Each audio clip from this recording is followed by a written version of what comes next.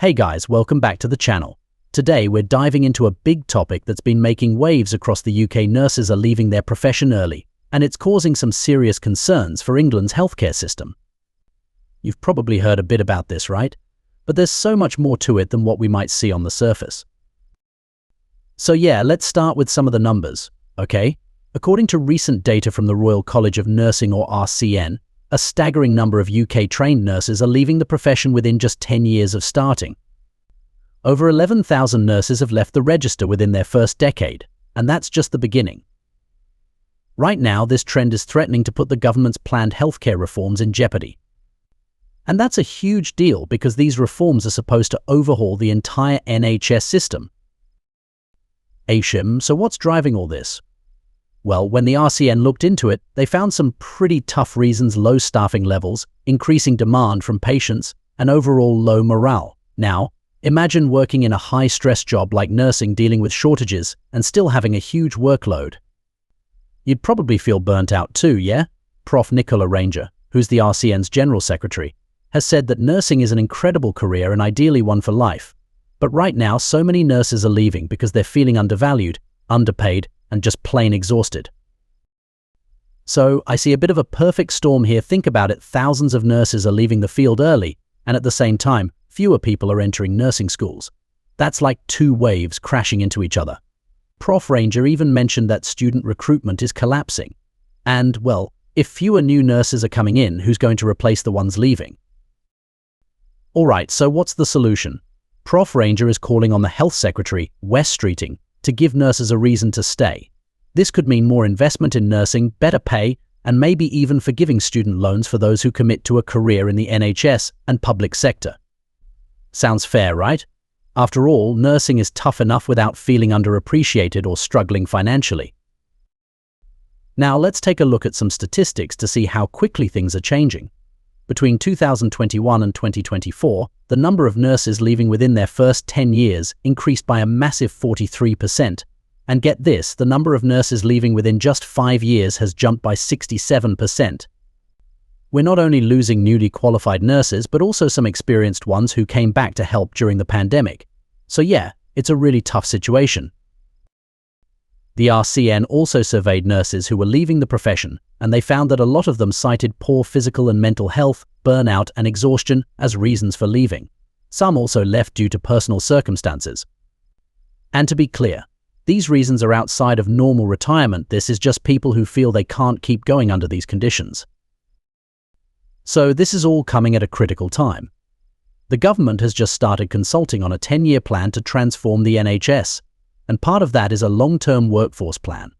The goal is to increase the number of nurses from around 350,000 now to 550,000 by the year 2036 or 2037. That's a big jump, right?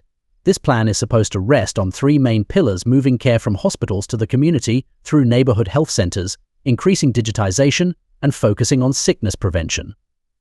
Those sound like pretty solid ideas, but if the number of nurses keeps dropping, who will be there to make it all happen?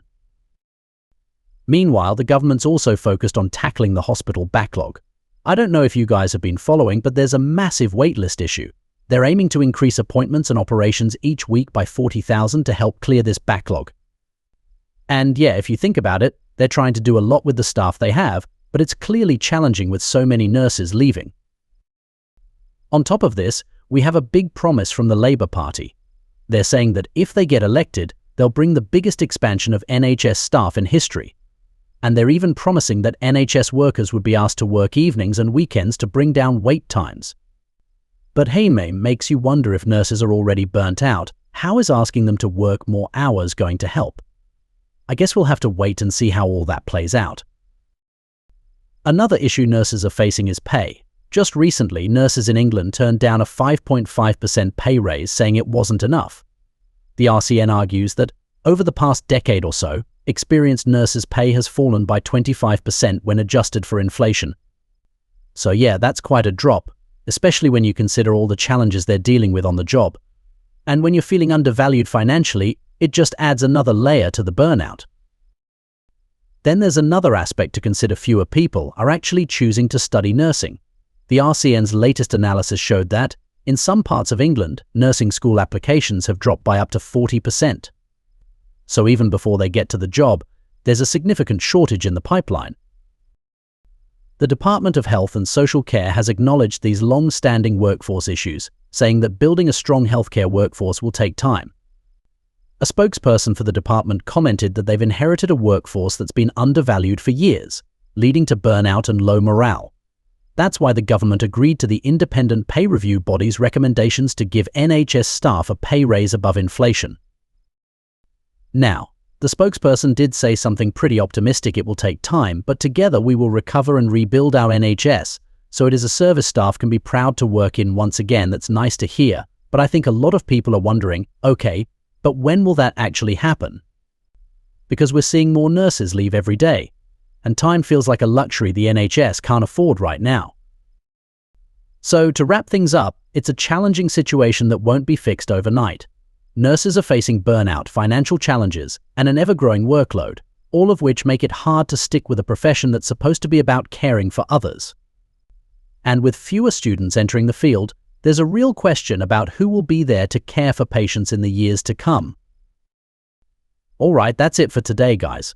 I hope this breakdown helped you understand the nursing crisis a bit better.